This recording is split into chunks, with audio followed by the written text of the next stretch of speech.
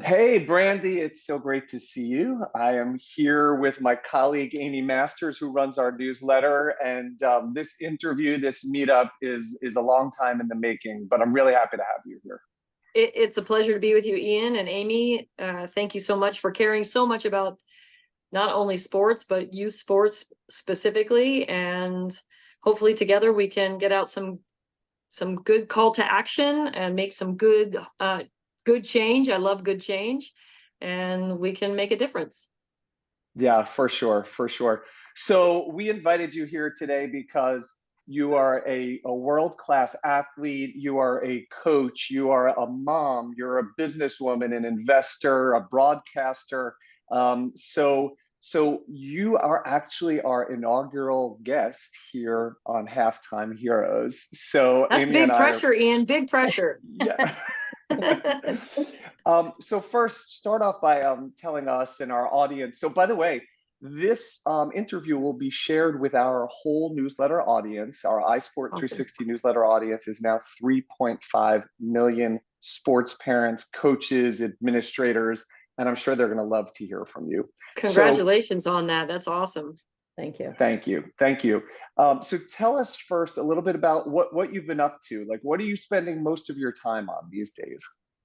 Well, number one and foremost in my work world is the new team that I have all my nice logos on, which is Bay FC. We are the newest expansion team, along with Utah Royals, into the NWSL, which is the National Women's Soccer League. And we will kick off in a matter of, oh my gosh, not even a month. So I'm actually down in Southern California. We were playing in a mini tournament, our first ever real competitive matches against other NWSL teams. I'm one of four founding members of this club, myself, Allie Wagner, Danielle Slayton, and Leslie Osborne. We came together as former Santa Clara Broncos and then as former U.S. Women's National Team members. And when the NWSL was rolling, and Angel City down here in Los Angeles decided to do a team, we're like, what are we doing? We have to have a team in the Bay Area, because historically we have always had a team in every professional league, the two before the NWSL. And we know historically that 40% of the U.S. women's national team come from Northern California or go through Northern California. And we know that our community loves soccer. So we were like, we have to get back in the game. And so, we got after it and we started working. And so for the last 3.5 years, well, it's about 4 years now, 3.5 years spent just trying to get and generate the attention. And now we are full functioning team in the NWSL. We're doing leadership differently. We have investors that come from the private equity space, which has never been done before. That's Sixth Street, and the co-founder Alan Waxman have taken on and believe in women's soccer and women's sports. So that has occupied a lot of our time. And we had a really short runway to the start of our existence in the NWSL. So we've been running on full cylinders, everybody wearing lots of hats, and now the season is nearly upon us. Amazing. We're really excited for the launch of your season. So the next topic I want to talk to you about, Brandi, is something that I know is important to you. I know it's important to Amy. You're a frequent reader of our newsletter, and one of the articles I know caught your eye because we talked about this a little bit, and that was the shortage of women coaches. And so we'd like to talk just a little bit about that, both at the pro level, where it has a certain effect, but also at the youth level, right? So tell Yeah. us a little bit about what you think is going on, why that's happening. Well, I think I have to go back a little while in my own personal history, in that, I had two female coaches in my youth career. Both happened to be moms of players. And that was at the time very good representation.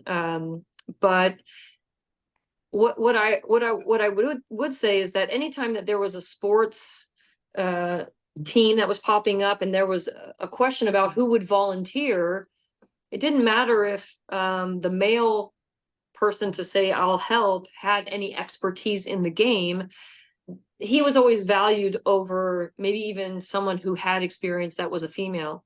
And so I think there's just a systematic social bias towards men in sports. Understandably so, that's the way it has been. But I think what we've seen recently is that there's been a shift in a mindset, but the system is still not functioning properly, right? The mindset of women being in sports is, yes, women belong in sports, of course, but the systems aren't there to support women becoming full-time coaches or having that as their profession.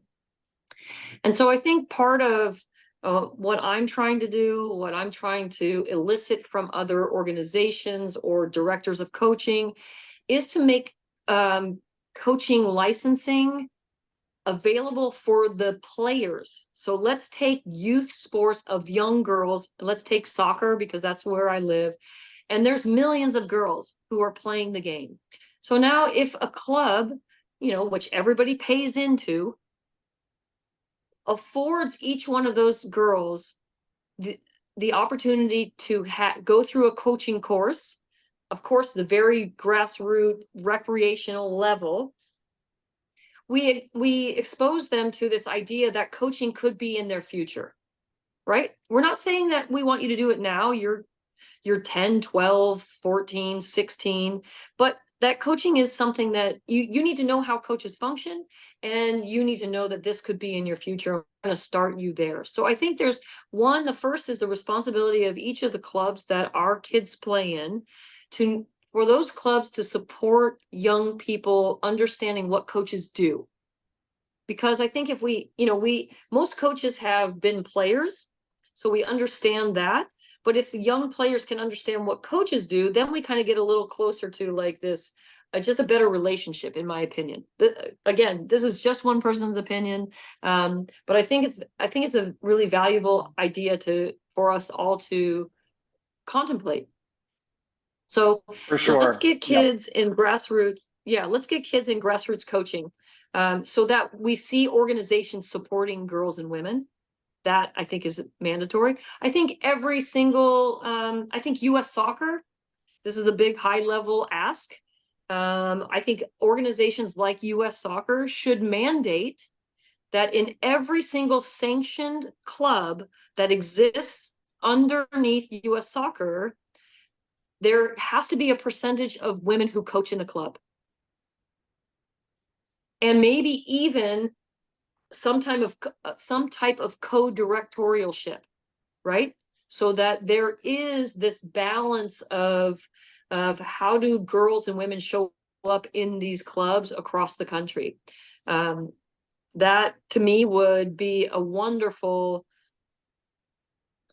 that would be an initiative that US soccer I think could be proud of, that they can then say, look, this is actual action on the ground across the country. It's not going to cost anybody it's not going to cost anybody anything. All we're doing is supporting the workforce in a way that's diverse. Yeah, I think, Yep. yeah, I mean, one of the Go ahead, things Amy, please. yeah, I was just gonna jump in here. I mean, one of the things that I like what you said, Brandi, is just by growing it at the youth level, like Ian and I were talking a little bit about that. As girls see other women doing something, they may want to do it later on. So I always think that's like a great example. And I also think for like in the case of like a governing body like US soccer, you can probably pick like US field hockey, like it doesn't even matter at this point, like any of the governing bodies. The more coaches that the more youth coaches that want to coach, they actually already know the game. So if you imagine those girls that are 12, 13, and maybe they're helping some of the little kids learn the game, when in 10, 15 years from now they come back and coach at the grassroots level, then you really have like this expertise that you may not have had with a parent that volunteered and didn't know the sport, which we sometimes see on the field hockey side. That's a little bit like a newer sport that a lot of even dads don't know how to play, or even women. But no, I love I think starting it at the youth level could be really impactful. And I know the same thing goes for like umpiring too, as you see like more people that don't want to referee or umpire sports, like letting the kids actually do it, they get a sense of, oh, I didn't even like think about how that that may look or feel, because now I see the other side of things. Yeah, we Yeah. know that there's a couple of things that you said that I just want to shout out to your audience, which is we just had National Women and Girls in Sport Day, and we know that I have a nonprofit, and we did a collaboration. We are the Bay Area Women's Sports Initiative, and we've been around for 17 years, and we've had over 25,000 young girls on playgrounds in under-resourced neighborhoods, impacted by collegiate female student athletes. We've gotten them to go to the campuses of their coaches. So the coaches come to them, but then we bring the girls to those college campuses. And the reason I say that as Bossy has, our name is Bossy, that's how we pronounce our organization, is Bossy collaborated with Citizens of Humanity for sweatshirt, t-shirt, and a tote bag that all proceeds would go to our organization. But on them, it says girls who play become women who lead. And that's to your point, Amy, that if they see it in action, they can see themselves doing those things too. And so it's critical. I didn't grow up with a lot of female coaches. I did grow up with a very strong female role model in my mother. She became a businesswoman when women weren't wearing suits to work and being vice presidents of companies. And she didn't have secondary education, and she did it just by hard work and dedication. So I think when we have strong female role models, young girls have an opportunity to see beyond the 4 blocks where they live and whatever those 4 blocks are representing to them. So it's very important that we do give them exposure to the potential opportunities. And sport is the great equalizer. I loved the competition between Steph Curry and Sabrina Ionescu. And what I loved most about that, beyond the fact that they're 2 incredibly talented yet humble individuals, was that the quote that Sabrina said, which was, having the competition like this allows people to see that it's not a man shooting or a woman shooting. If you can shoot, you can shoot. That's it. Yep. Right. That's And right. so I honestly believe that that's the kind of environments we need to foster, especially in youth sports. I played with the boys my whole life growing up. Because I didn't have the other option, but I felt it was very critical to my development as an individual. I think as a girl, and for my male counterparts, it was also really critical for them. They saw me as their equal, right? And so that's really what we want to foster when we create these environments. That's how I see it. That's how I see sports Yep, working in a positive manner. for sure. So I love this topic because I coach girls. I have 2 teenage daughters. I've only coached girls. Soccer is their sport as well. And it's kind of funny. I've been coaching my daughter's team for maybe like 6 or 7 years now. And when the girls were really little, like 7, 8 years old, they thought I was the funniest, coolest dad, and I was so smart. And now they're all 13, 14. And I really believe they look at me cross-eyed sometimes like, that joke's not funny. You no longer know more than we do about soccer. And I feel like if they had a woman role model right now, it would be so perfect for them. So anyway, I hope this leads to some more women coaching. I want to talk to you about one other big topic, which Amy and I write about in our newsletter all the time, and that is sports parents. Can you talk a little bit about, so by the way, Amy and I are sports parents. We have a lot of empathy for sports parents, but we also call sports parents out when they are ruining the youth sports experience for kids. So can you talk a little bit about, as you've coached college level, high school level, can you talk about your philosophy when dealing with parents? Yes, but first I'm going to out myself, and I'm going to say that as a sport parent myself, when my son was younger, I was not a great sport parent. And I'll say that not from the coaching from the sideline if I wasn't the coach, but, just putting my own experiences on my son, and how difficult that was for him, and probably detrimental. And so I'm not coming to this conversation as like, hey, parents, listen, do the right thing. I was not doing the right thing also. So, I think like most parents, we want our kids to be happy. We want them to be fulfilled. We want them to excel in whatever it is that they love. And we want them to work hard, and we want them to know that, they're going to have to spend time. And I got a little bit, too enthusiastic. That's what I'm going to call it. Enthusiastic, about it. So I think my philosophy as a coach, as it pertains to this topic, is I engage my parents, and I want them to know that I understand what it's like to sit where they sit, and that, they're going to have emotions about the amount of time their kids play, about how their kids are behaving in practice, what should they be doing outside of practice, how much should they be doing everywhere. And so, I'm trying to help them have balance, and help them see that this experience is so important, and it goes by so fast. So if I can help them be good with where they're sitting on the sideline, and if their child is experiencing something that is either uncomfortable or needs attention, I want to encourage that child to come to the coach. That child needs to come to the coach, and the coach and the player need to have this meeting. And if we can't resolve what the issue is, then we can bring in the parent, but the player is going to lead this moment. If I have to have a conversation with the parent outside of that, so be that. We will do that, but it's not the first thing we do. And it's definitely not the parent's initiative to come to the coach to say, we need to know what's going on in this moment. We need to teach our kids that that's their responsibility. This is me saying this from a lifetime of really not handling it well and learning this process. So we need to help our kids. We need to help our kids be resilient and feel confident enough to have a conversation that, hey, you might not hear what you like, but you're going to get information, and then we'll go forward. We'll go forward from that, and we can make decisions from that place.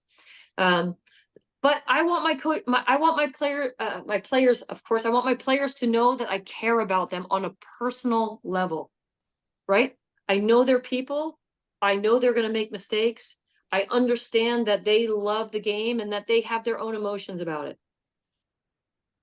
They've chosen to come to a team environment, so I have to help them, and I have to help us, right? So then I go to the parents, and I want the parents to know that I also value them. They're spending their hard-earned dollars to support their kids in what they think is their passion, and they want some return on that investment, right? I mean, gosh, if you did a survey of your landscape of 3.5 million coaches and parents, they would all say they want their kids to experience receiving a college scholarship. Right? I mean, there's probably a very high percentage that are after that moment, right? And now there's a potential that they could just go straight to the NWSL from high school. Oh my gosh. I mean, we've got a lot to talk about. This is a part 1 to a part 3 series. Yes. But again, I want my parents to know I not only have empathy because I was in their place, I also have compassion, which is completely different from empathy, right? Those two things are completely different. And so I want them to experience what this moment is and enjoy the heck out of it, because their kids are leaving their house soon. And I like that. we're, and that's really important. So this experience, though it is their kids, it is also their experience. So I have compassion for the parents in that way, but I also have compassion and empathy for the kids in that way, that they have to manage their parents sometimes. But we all have to regulate ourselves and have our own emotions about these things. And we want to have a joyful experience. That's really what we want. At the end of the day, we want our kids to have learned something, to have grown, to be good teammates, to recognize leadership opportunities, to speak their mind, to be able to stand on their own 2 feet. We want them to contribute to the outcomes of the games when presented the opportunity, to support others when they need help, and to have a good time. Yeah. Like, That's a great list, Amy. That is a good list. Brandy's top 10 recommendations. yeah. I like it. So, listen, in the interest of time, let's move to 2 lightning round questions. Okay. Amy, do you have one for Brandy? Well, one, I think you hit on, which was what's your coaching philosophy. So I don't know if you Have a want good time. I'm Yeah. gonna have a good time. Yeah. And because I've found that through my experience as a player and a coach, if I'm having a good time, I'm going to get the best results out of me and the people that are around me. Yeah, I like it. I like it. Amy, do you have one more you want to throw out there? No, you can throw you can throw another one out. Okay. All right, Brandy, I have two lightning round questions for you. First, what songs are on your pump up playlist? This is the worst for me because I am like so terrible at these things, but I do love Lizzo. She pumps me up. She's always, I feel like she is a proud, strong woman. She's not perfect. She'll say that she might want something out of herself that she's working on, but I feel like the way she projects herself is like, I have to be confident in who I am right now. Yep. And I'm okay with that. So I like that. I'm really inspired, Ian, by a lot of things. Like I get pumped up by just like watching people walk through the door to the locker room, or like putting on their cleats. Like I don't like music could be playing and I'm like, I don't know what song this is. I don't know who's singing it, but I am like in the moment. Anything with a good beat that like I like 80s dance and 90s hip hop dance. I'm taking a hip hop dance class right now, so that's kind of in my head. That is comedy at its finest, I'll tell you that. Oh, that's great. That's great. And last question is, what you're very busy, but when you have downtime, what is a new sport or activity you're doing that makes you feel good?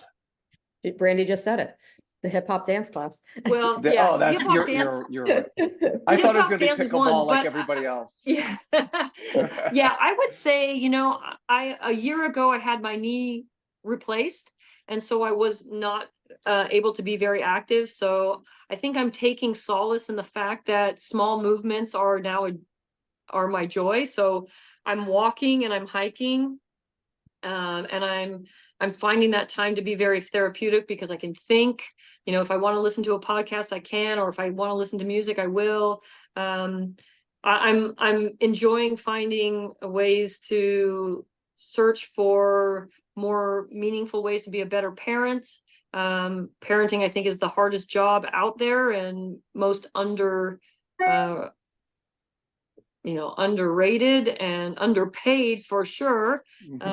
Yes. But I think, I'm trying to be a better parent. So as I've already told you guys, I didn't do the best job when it came to, supporting my son in being in his youth sports career. And, I wish I could do it differently, but I have a chance to learn how to be a better parent now. And I'm going to stay in that moment, and maybe I can be a better grandparent supporter, in sports. So I have 3 grandkids now and the oldest one is 5 and is playing soccer. And so I'm trying to tamp down my excitement and my energy and just be there and be present. And so hiking, walking, being with friends, finding resources and books that are, you know, supportive of, you know, healing and learning how to be a better parent.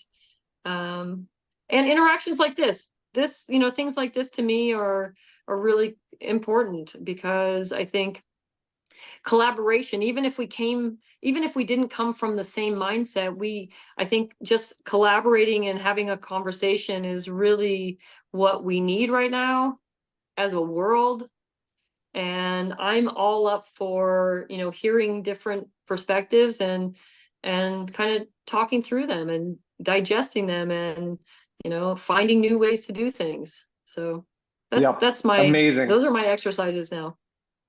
And the good news is we are going to take everything you talked about today. We're going to push this out to our audience of 3.5 million sports parents. I want them to hear the list that you just talked about, what is important, how to slow down and just appreciate the moment. Those were some of the key points that stuck out for me. So thank you so much for joining us on this call. We're going to end it here. Can you guys both stand by as soon as we finish recording?